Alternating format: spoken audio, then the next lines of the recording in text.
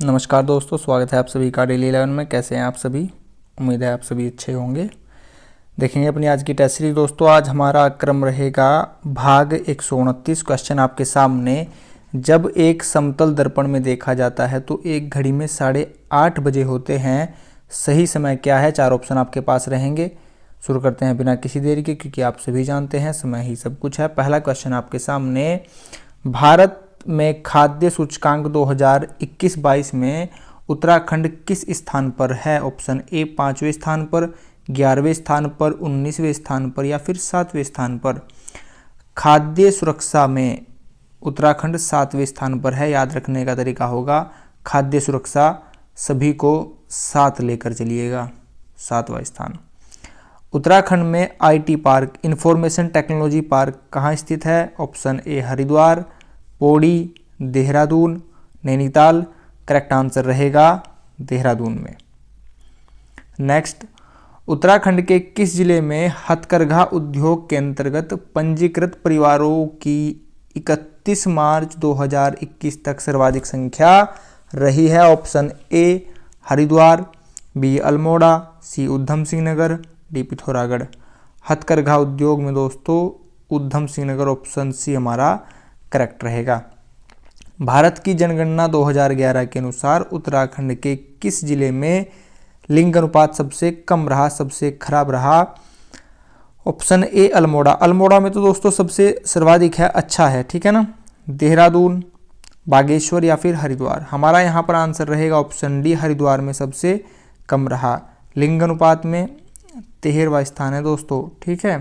जनसंख्या घनत्व में 25वां स्थान है, जनसंख्या में 20वां स्थान है, न्यायालय में 20वां स्थान है। आगे बढ़ेंगे। उत्तराखंड अक्षय ऊर्जा विकास एजेंसी उरेडा का प्रधान कार्यालय कहाँ स्थित है? हरिद्वार, देहरादून, उत्तरकाशी, पिथौरागढ़। तो इसका आंसर होगा हमारा यहाँ पर देहरादून। दोस्तों ज़्यादातर चीज़ें राजधानी में ही होती हैं। ऑप्शन सी हमारा यहाँ पर करेक्ट रहेगा। 2019-20 में किस क्षेत्र में उत्तराखंड राज्य में सकल घरेलू उत्पाद में सबसे अधिक योगदान रहा? 3 सेक्टर होते हैं दोस्तों, प्राइमरी, सेकेंडरी, टर्सरी, प्राथमिक, द्वितीय, तृतीय। तो सबसे अधिक योगदान किसका रहा है? द्वितीय क्षेत्र का, सेकेंडरी सेक्टर का सबसे ज़्यादा योगदान रहा है। अगर बात करें उसके बाद किसका स्थान रहा है, अगर आपसे क्रम पूछ लिया जाए, प्रथम स्थान पर है द्वितीय क्षेत्र, उसके बाद तृतीय क्षेत्र, अंतिम स्थान पर है प्राथमिक क्षेत्र, अगर क्रम पूछ लिया जाए, ठीक है। निम्न में से किसे उत्तराखंड का गांधी कहा जाता है? इसका आंसर आप सभी जानते होंगे, इंद्रमणि बड़ोनी जी, टिहरी, याद रखिएगा दोस्तों। 1921 में किस स्थान पर गढ़वाल कांग्रेस कमेटी के कार्यकर्ताओं की बैठक की अध्यक्षता पुरुषोत्तम दास टंडन ने की थी? दुगड्डा, श्रीनगर, जहीरी खाल, लैंसडाउन। करेक्ट आंसर रहेगा option A Dugadda. Next, Garhwal का बारदोली के रूप में विख्यात स्थल है? दुगड्डा, जुगड़ू, डोरी, सितोंस्यू। करेक्ट आंसर रहेगा ऑप्शन बी जुगड़ू। ऑप्शन डी देख लीजिए, सितोंस्यू। सीता माता जी यहीं पर धरती में समाई थी दोस्तों, इसको भी याद रखिएगा। डोला पालकी आंदोलन से संबंधित थे, किससे संबंधित था? कृषक अशांति से, ब्रिटिश शासन के विरोध से, शिल्पकारों से, क्रांतिकारी आंदोलन से। डोला पालकी आंदोलन जयनंद भारती किससे संबंधित था? शिल्पकारों से। इसमें क्या होता था दोस्तों, जो शादीशुदा जो भी शादी होती है, डोली जाती है ना, तो जो निम्न वर्ग के जाति थी, शिल्पकार थे, दलित वर्ग के लोग थे, वह डोली में नहीं बैठ सकते थे, तो उसी को लेकर यह आंदोलन था। नेक्स्ट, हिंदी से क्वेश्चन है, शब्दावली का क्या अर्थ होता है? बातों यहाँ पर शब्द पर ध्यान दीजिए, शब्दावली यानी कि शब्दों का समूह। उत्तराखंड के संदर्भ में चाणक्य बताइए। कंप्यूटर के संदर्भ में चाणक्य।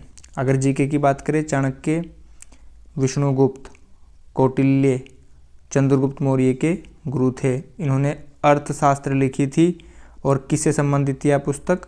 राजनीति से संबंधित थी। कंप्यूटर के संदर्भ में चाणक्य क्या था दोस्तों? कंप्यूटर का एक प्रकार नहीं, कंप्यूटर प्रोग्रामिंग नहीं, कंप्यूटर के एक फ़ॉन्ट का, ऑप्शन सी करेक्ट होगा। कबीर निम्नलिखित शाखा के प्रतिनिधित्व कवि थे। कबीर वाणी के डिक्टेटर थे, सधोकड़ी इनकी भाषा थी।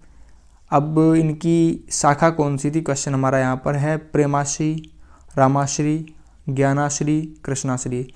तो कबीर अधिकतर दोस्तों ज्ञान की बात क्या करते थे, ज्ञानाश्री। बीजक इन्हीं से संबंधित है, यह भी याद रखिएगा। श्री कृष्ण गीतावली के रचयिता किसने लिखी है? सूरदास जी ने, तुलसीदास जी ने, रैदास, रसखान ने। श्री कृष्ण गीतावली लिखी है तुलसीदास जी ने। नेक्स्ट, क्रमभूमि के लेखक का नाम क्या है? क्रमभूमि कहाँ से प्रकाशित होता था? अगर पत्र की बात की जाएगी तो लैंसडाउन से। अब हिंदी की बात कर लेते हैं दोस्तों। क्रमभूमि के लेखक कौन थे? यह एक अलग क्वेश्चन है। यह लिखी गई थी सत्यजीत राय नहीं, शेखर जोशी भी नहीं थे, कृष्णचंद नहीं थे, Premchand. Karmabhoomi option D correct answer रहेगा। जीके से क्वेश्चन है, बुशमैन का क्षेत्र। बुशमैन कहाँ पर थे दोस्तों?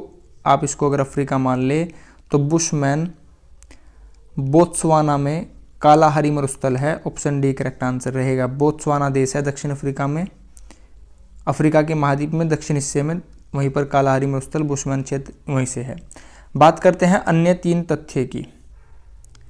सहारा मरुस्थल सबसे बड़ा है, अफ्रीका के पश्चिम उत्तर में स्थित है, सबसे बड़ा मरुस्थल है। गोबी मरुस्थल मंगोलिया में है। अब मंगोलिया कहाँ पर है दोस्तों? मंगोलिया है चाइना और रूस के बीच में, छोटा सा यहाँ पर देश है, राजधानी है उलन बटोर। अटाकामा मरुस्थल कहाँ पर है? दक्षिण अमेरिका में, यह चिली में स्थित है दोस्तों। कालाहारी की हम बात कर चुके हैं, बुशमैन जाति रहती है, बोत्सवाना में स्थित है। भारत वन स्थिति सर्वेक्षण 2021 के अनुसार निम्नलिखित राज्यों में किसमें सर्वाधिक वन क्षेत्र है? इसका दोस्तों अगर बात करें सर्वाधिक वन क्षेत्र तो मध्य प्रदेश में है, परंतु मध्य प्रदेश ऑप्शन में नहीं है, तो इसलिए सबसे उचित आंसर होगा छत्तीसगढ़। छत्तीसगढ़ के मुख्यमंत्री भूपेश बघेल है, ठीक है, और भूपेंद्र भाई पटेल हैं गुजरात के। नेक्स्ट, मिटियोर अभियान निम्न में से किससे संबंधित था? प्रशांत महासागर की गहराई मापने से? नहीं। अंध महासागर में जैविक अध्ययन से? ऑप्शन बी करेक्ट आंसर होगा, अंध महासागर में जैविक अध्ययन से। अब अंध महासागर किसे कहा जाता है? अटलांटिक ओशन को, अटलांटिक महासागर को कहा जाता है दोस्तों। और इसकी आकृति कैसी है? अंग्रेजी के, इंग्लिश के एस अक्षर के समान है। शिव समुद्रम जलप्रपात किस नदियों निम्न नदियों में से किस नदी पर स्थित है? शिव समुद्रम राज्य है कर्नाटक। अब आप आंसर बता दीजिए कौन सी नदी होगी? कर्नाटक में नर्मदा तो नहीं है, ना ही चंबल है। हमारा यहाँ पर करेक्ट आंसर हो जाएगा कावेरी, ऑप्शन सी करेक्ट होगा। कर्नाटक के मुख्यमंत्री बसवराज मुंबई, बेंगलुरु राजधानी है, बेंगलुरु में ही सिलिकॉन वैली स्थित है। अगर बात करें साइलेंट वैली की तो केरल में स्थित है। निम्न में से कौन लोकसभा का प्रथम अध्यक्ष था? लोकसभा का प्रथम अध्यक्ष कौन था? रवि राय, मीरा कुमार, जीवी मौलंकर। ऑप्शन बी करेक्ट होगा। लोकसभा अनुच्छेद 81 याद रखना है। भारतीय संविधान के निम्न में से किस अनुच्छेद द्वारा अस्पृश्यता का उन्मूलन किया गया है? दोस्तों आंसर है 17, अनुच्छेद 17। अनुच्छेद 14 समानता का अधिकार, अनुच्छेद 16 अवसर की समानता, अनुच्छेद 42 काम करने में न्यायोचित व्यवस्था, ठीक है, काम करने की न्यायोचित व्यवस्था होनी चाहिए। एक बात करें प्रसूति सुविधा, यहाँ से 42 से दोनों ही बातें संबंधित हैं। शहरी स्थानीय स्वशासन से संबंधित 74वां संविधान संशोधन यानी कि 1993-94, ठीक है ना। अब आप बता दीजिए उस टाइम प्रधानमंत्री कौन थे? पीवी नरसिम्हा राव, ठीक है दोस्तों। 73वां संविधान संशोधन पंचायत से संबंधित था, 74वां संविधान संशोधन शहरी स्थानीय स्वशासन से संबंधित था। अब तक सर्वोच्च न्यायालय में कितने न्यायाधीश पर महाभियोग की प्रक्रिया कौन सा था दोस्तों? अनुच्छेद 61। बात करते हैं कितने पर लगी है, 1, 2, 4, इनमें से कोई नहीं। इस बार हमारा आंसर होगा ऑप्शन डी, कोई नहीं। किसी भी सर्वोच्च न्यायालय के किसी भी न्यायाधीश पर महाभियोग की प्रक्रिया नहीं लगाई गई है अभी तक। सर्वोच्च न्यायालय का अनुच्छेद मैंने आपसे बताया है अनुच्छेद 124। अगर आप 2 का 1, 1 का 2 कर देंगे तो 114 बन जाएगा, तो ये बन जाएगा हाई कोर्ट, उच्च न्यायालय। ठीक है। नेक्स्ट, जब एक समतल दर्पण में देखा जाता है तो घड़ी में 8:30 का समय दिखाई देता है। तो ठीक है दोस्तों, घड़ी बना लेते हैं। यहाँ पर हमने घड़ी बना ली, 12, 6, 3, ठीक है। इसमें 8:30 बजे हैं, तो 8:30 कैसे बजे होंगे? एक यहाँ पर होगी सुई, एक सुई होगी यहाँ पर 8 और 9 के बीच में, यहाँ पर 6:30। अगर आप इसको दर्पण में देख रहे हैं तो 8:30 बजे हैं। अगर आप इसको एक्चुअल में देखेंगे तो क्या समय होगा, देख लीजिए। जो सुई 30 मिनट पर है वह तो 30 पर ही रहेगी। ये जो सुई 8 पर थी ये कहाँ पर चली जाएगी? 3 और 4 के बीच में। ठीक है, तो समय हो जाएगा 3:30 बजे होंगे। ऑप्शन बी हमारा यहाँ पर करेक्ट होगा। अब एक और बात जान लीजिए, सिंपल सी बात है, आप जो भी समय होगा उसको 11:60 से घटा दीजिएगा। तो यहाँ पर 8:30 का समय था तो इसको 11:60 से घटा दीजिए, आंसर आपके पास आ जाएगा। देख लीजिए, 11 में से 3 जाकर 8 बचेगा, 11 में से 8 जाकर 3 बचेगा, तो 3:30 का समय है। परीक्षा भवन में आपको कोई भी समय दिया जाएगा तो आप उसको 11:60 से घटा दीजिएगा, आपका आंसर आपको मिल जाएगा। ठीक है दोस्तों, दिए गए आरेख में से कौन सा आरेख तरल, पिज्जा और दूध के बीच का संबंध सर्वोत्तम रूप से दर्शाता है? बताइए दोस्तों, ज़्यादा टाइम मत लीजिएगा, मात्र 10 सेकंड का क्वेश्चन है। बताइए क्या आंसर होगा। देखिए क्या कहा गया है, तरल और दूध। ठीक है दोस्तों, जो तरल होगा यहाँ पर आप देख सकते हैं, ये हो गया तरल, इसके अंदर हो जाएगा दूध, दूध भी तो तरल ही होता है। पिज्ज़ा एक अलग चीज़ है, पिज्ज़ा यहाँ पर सेपरेट दिखा दिया गया है। ऑप्शन हमारा होना चाहिए 4 सही है, 4 देख लीजिए, ऑप्शन डी में दिखाया गया है। दोस्तों, अगर आप चैनल पर नए हो, वीडियो आपको हेल्पफुल लगी हो तो प्लीज़ चैनल को सब्सक्राइब कीजिएगा, वीडियो को लाइक एंड शेयर कीजिएगा। आपने अपना कीमती समय चैनल को दिया है, इसके लिए आप सभी का बहुत बहुत धन्यवाद। Thanks for watching. नमस्कार दोस्तों।